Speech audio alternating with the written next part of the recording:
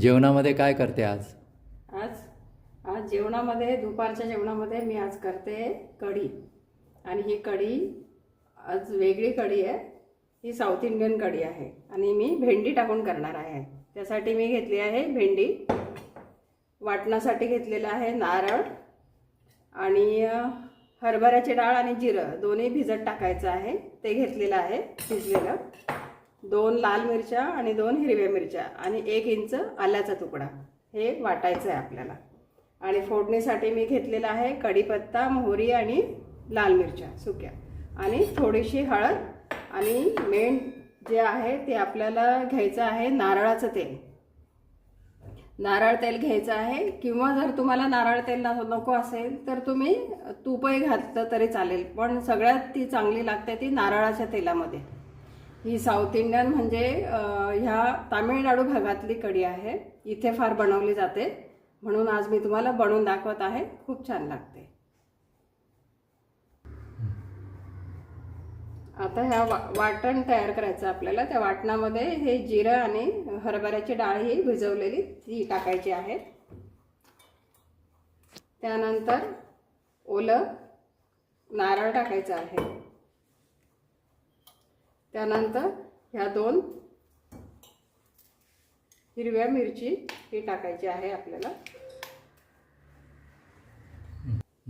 2 लाल मिरच्या टाकायच्या आहे आणि 1 इंच आल्याचा तुकडा. आता हे वाटण मी तयार करते.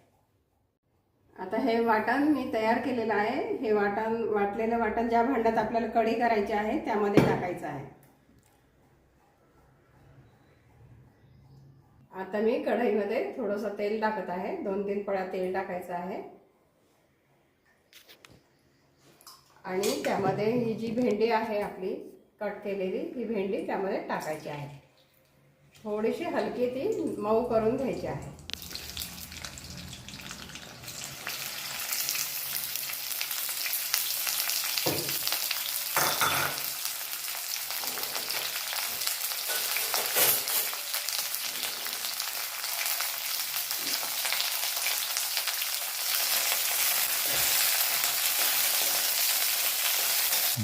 थोडंसं त्यामध्ये मी मीठ घालत आहे.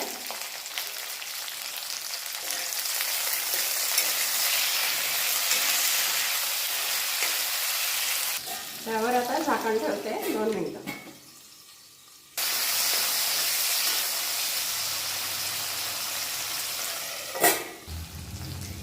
भेंडी आता मऊ झालेली आहे, ती काढून घेते.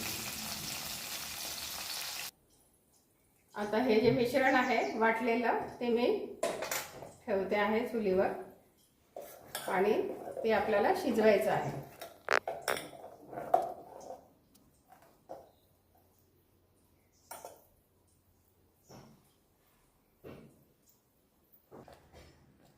हे आता शिजत आलेलं आहे आणि यामध्ये आपण थोडीशी हळद घालूया.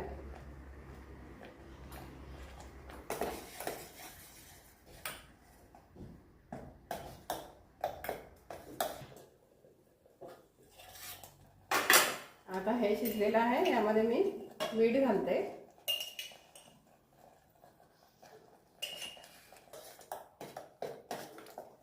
डाळीच पण आहे तो पूर्णपणे गेला पाहिजे, नाहीतर मग ती कढी चांगली लागणार नाही.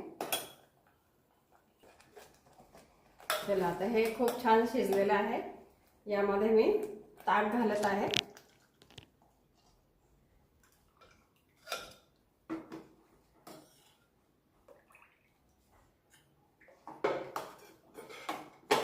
यामध्ये जास्त पाणी घालायचं नाहीये, अगदी थोडंसं पाणी घालायचं आहे.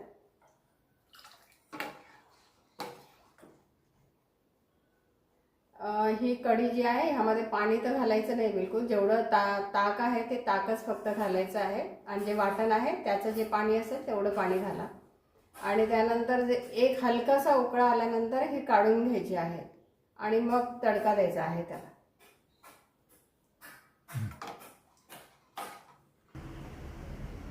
आता ही कढी आपली रेडी तयार झालेली आहे आणि आता यानंतर मी तडका देणार आहे.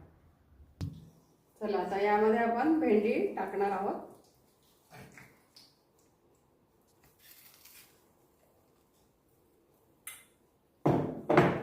आणि नंतर मग हा तडका जो आहे आपण केलेला नारळातल्या तेलाचा हा टाकणार आहे.